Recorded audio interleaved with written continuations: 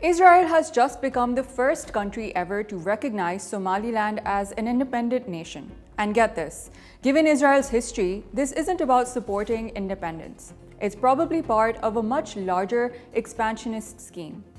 And that's exactly why all across Africa, the Middle East, and beyond, this recognition has been met with outrage, warnings, and fear.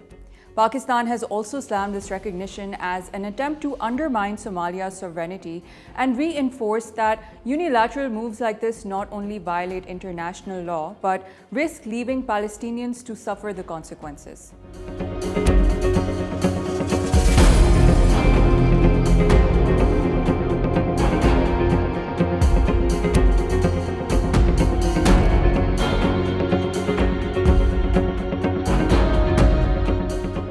So why is the world condemning this decision, and how did a long-forgotten corner of the Horn of Africa become entangled with Israel, Gaza, and global power politics? Let's break it down.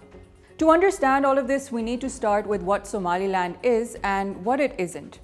Somaliland sits in the northwest of Somalia, along with Gulf of Aden, which is one of the most strategic shipping routes on the planet. It's right next to Yemen and next to Djibouti, which hosts military bases for the US, China, France, and several other countries. Back in 1960, Somaliland was briefly an independent country after gaining freedom from British rule.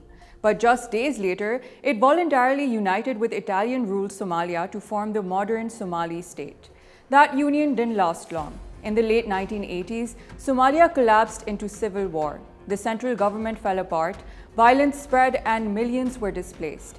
In 1991, Somaliland broke away, declaring itself independent. Since then, Somaliland has done something rare in the region. It built its own government, held elections, maintained relative peace, and governed itself for more than 30 years. But there's one thing it never got: international recognition.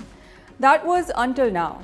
On Friday last week, Israel announced its formal recognition of Somaliland as a sovereign state. Israeli Prime Minister Benjamin Netanyahu described the move as a strategic partnership similar in spirit to the Abraham Accords, linking Israel with a new ally in Africa. For Somaliland leaders, this was historic.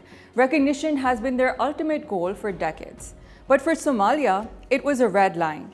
Somalia immediately condemned the move, calling it a naked violation of its sovereignty.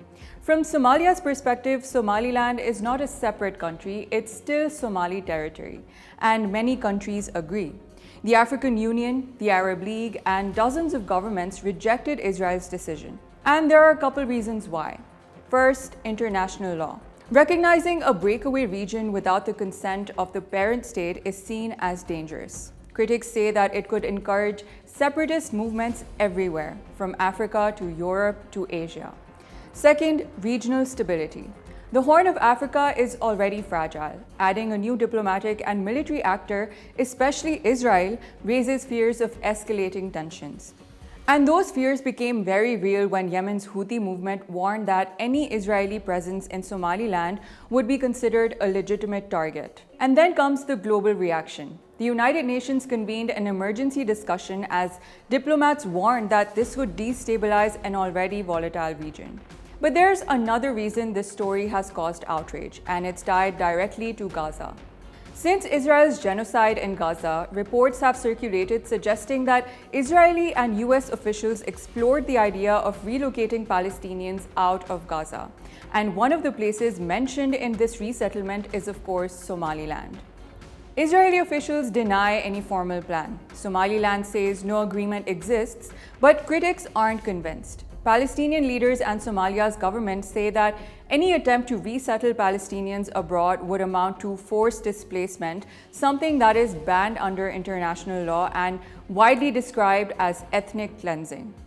To them, Israel's recognition of Somaliland looks less like diplomacy and more like preparation to dominate the region. That perception alone has been enough to inflame anger all across the Arab world. For them, this decision challenges a core principle of global order, that borders cannot be changed unilaterally without consequences. So one thing is clear, this recognition isn't just a diplomatic announcement. It could turn into something much bigger. A flashpoint connecting Africa, the Middle East, Gaza, and the rules that govern our world. History shows that when such geopolitical deals are made, the cost is rarely shared equally. And once again, Palestinians risk paying the highest price for this one.